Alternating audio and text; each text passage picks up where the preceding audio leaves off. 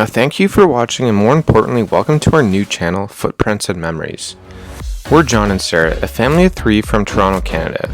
With full-time career gigs, we love spending our free time traveling to exotic destinations around the world, and so far we've traveled to over 20 countries over 5 continents. We also have a passion for traveling across our hometown province of Ontario, Canada, and absolutely love sharing our experiences and travel tips with you all. If you haven't already, don't forget to subscribe to our channel. We post regular travel videos from places we visited around the world and Ontario on a regular basis. Hey guys, Amalfi Coast is truly one of the most beautiful places to travel on this planet, and one of the biggest questions is, what is the best way to see the coast and travel Amalfi?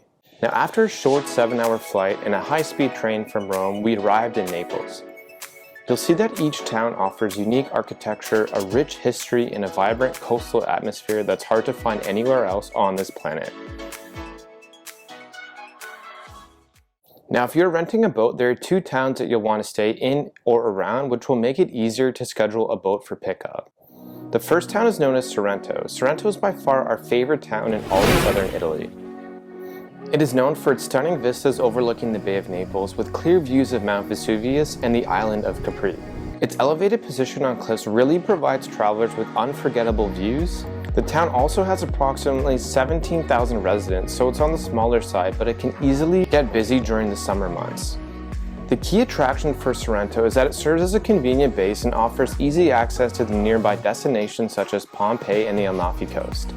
They also have ferries that depart daily, which connect travelers to the island of Capri and other islands in the Naples region.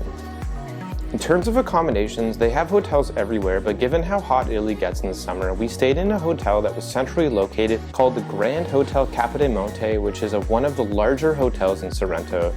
It was honestly a fantastic place to visit because it was on a hill overlooking the Bay of Naples, which offers breathtaking panoramic views of the sea, city, and Mount Vesuvius.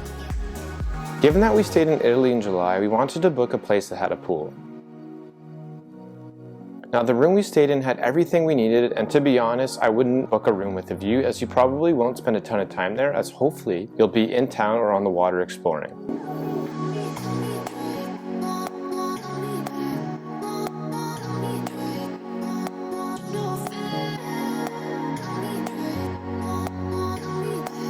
The town itself is absolutely beautiful, with cobblestone streets, restaurants, and shops that sell limoncello basically everywhere. Now, we ended up checking out the beach, and the thing with beaches in Italy is that they're all pebble and not the greatest, which is another huge driver to want to rent a boat. Also, some of our favorite meals we ever had were in Sorrento, so don't forget to try out a few and go out on the town.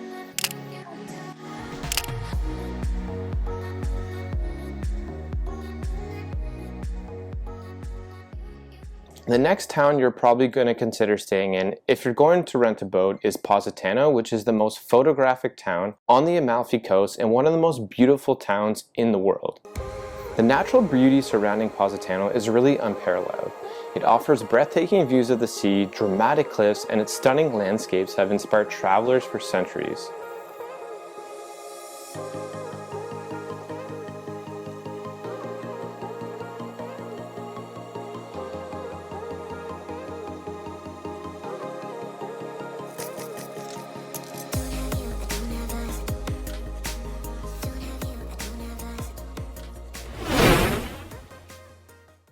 We ended up actually staying in Positano for 5 nights, which is more than enough time, as we of course opted to book a room with a view, but in all honesty, it would have been just as nice to stay a bit outside of town to save money, to be able to rent a boat for a second day. Now, the town itself has 2 beautiful beaches, Spiaggia Grande and Fornello, which visitors can relax, swim, and obviously soak up the sun. Keep in mind, if you want a spot at the beach, you'll most likely have to pay the beach club, and it could cost hundreds of dollars depending on how many people you are traveling with. This is another reason why you may want to consider renting a boat, so you don't have to spend a ton of money on the beach and not get to see all the amazing sights of Amalfi. Now, we ended up going out for dinner for a few of the nights. The best dinner we had was getting takeout, going to the dock, and enjoying the best view in town.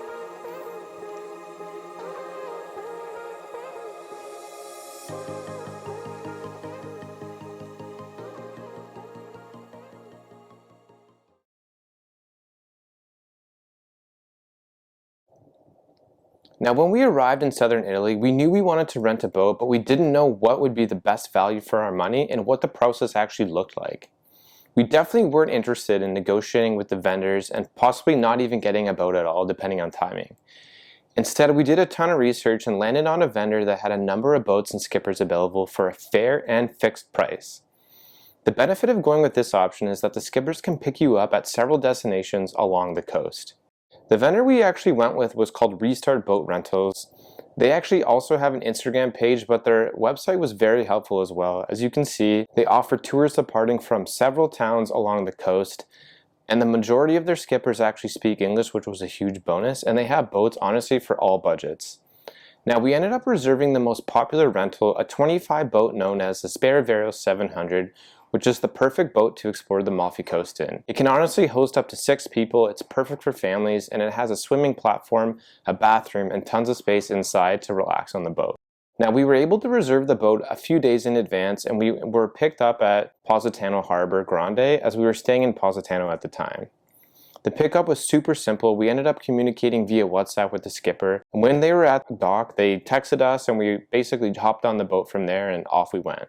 Now before we took off, we went over the places we wanted to visit along the coast with the skipper. The trip was completely customizable. We had a total of 8 hours on the boat, so we were able to go to a number of spots along the Amalfi Coast and also see the island of Capri. As the boat took off out of the harbor, you really started to appreciate how beautiful the architecture and landscape actually is.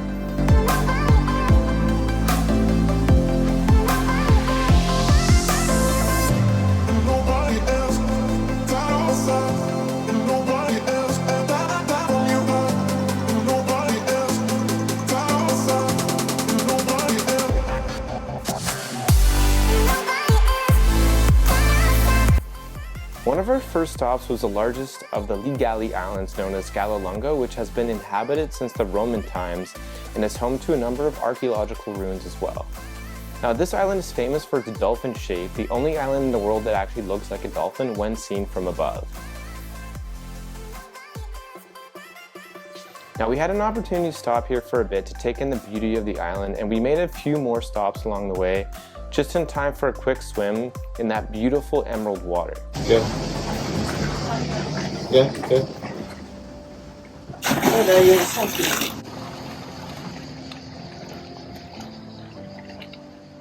Next, after our swim, we headed to Capri, and what we weren't expecting was to actually go under a famous natural rock formation known as the Faragolloni. Now the Faragolloni refers to 3 towering rock formations near the southern coast of Capri.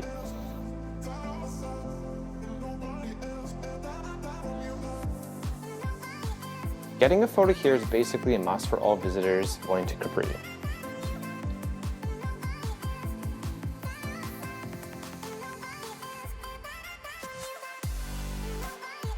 Shortly after that, we arrived at the island of Capri for lunch, where our skipper dropped us off and secured us a reservation at the restaurant on the beach.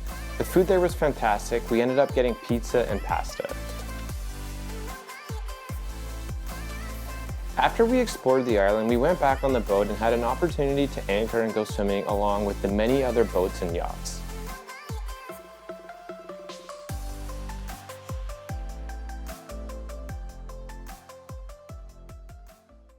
After Capri, we ended up going to one of our bucket list items and we visited the world famous Blue Grotto. Now the Blue Grotto is a stunning natural sea cave. It is one of the most famous and visited attractions on Capri Island and is known for its mesmerizing blue waters that seem to glow with the sunlight. Now the Blue Grotto has a long history dating back to ancient times, and it was actually used as a swimming hole by the Roman emperors Augustus and Tiberius, and for hundreds of years was actually lost to the world until a local fisherman discovered it.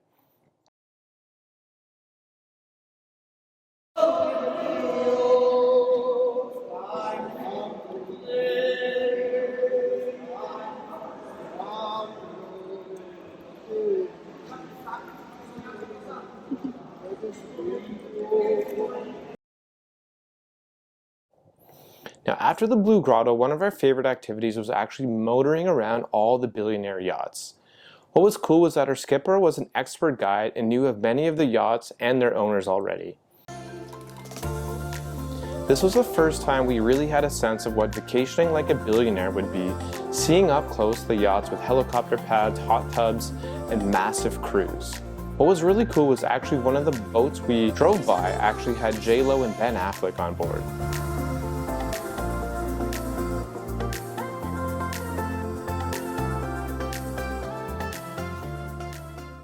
Now when we arrived back home, we ended up tipping the skipper around 10 to 15% of the total boat trip, which ended up being a few €100 as we had an amazing time and service. Now unfortunately, this is the end to what was one of the most amazing excursions and experiences we've ever had while traveling. Now that we're at the end of the video, I wanted to provide you with 3 tips if you're considering heading to the Amalfi Coast or Naples, specifically, and if you're renting a boat. 1. You don't need to stay in town or book a hotel with a view. Please save that money and spend it where it counts, which includes renting a boat or staying on one of the hotels close to the water. Next, if you're staying longer than a week, try to find a hotel with a pool or is very close to the water. It gets super hot in the summer months, and touring the towns during the middle of the day may not be possible, so it's super nice having a backup pool, and I think that would be a smart decision. The third tip is try going in the off-season. It may be a better choice than in the middle of the summer, as southern Italy gets very busy in July and August. Also, thanks so much for watching this video. If you learned something new today, please hit that subscribe button. It honestly encourages us to keep making videos like this one.